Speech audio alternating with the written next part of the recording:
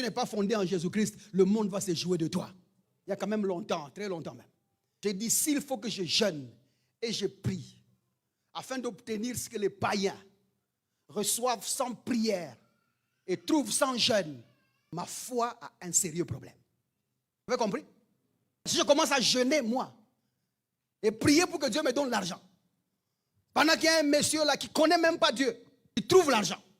Donc ce que moi j'appelle foi doctrine là, ma doctrine là, elle a des problèmes. Je crois dans des choses éphémères.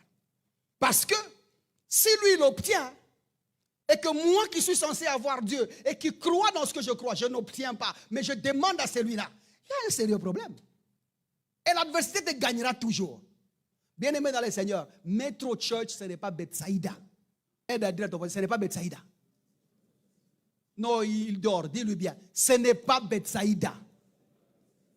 Vous connaissez Bethsaïda? Vous connaissez Bethsaïda? D'autres ne connaissent pas. Dans chapitre 5. Après cela, verset 1.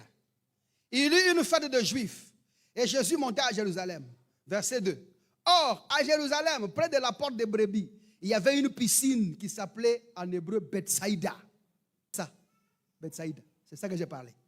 Il dit, et qui avait 5 portiques. Sous ces portiques étaient couchés en grand nombre.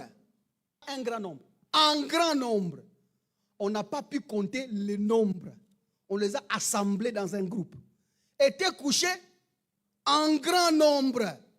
Des malades, des aveugles en grand nombre, des boiteux en grand nombre, des paralytiques en grand nombre, qui attendaient le mouvement de l'eau.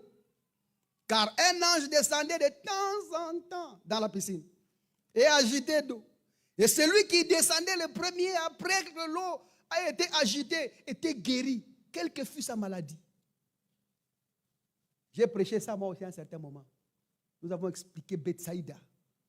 Le mot hébreu veut dire quoi? Nous avons expliqué pourquoi c'est une piscine. Nous avons parlé du sens des 5 portiques.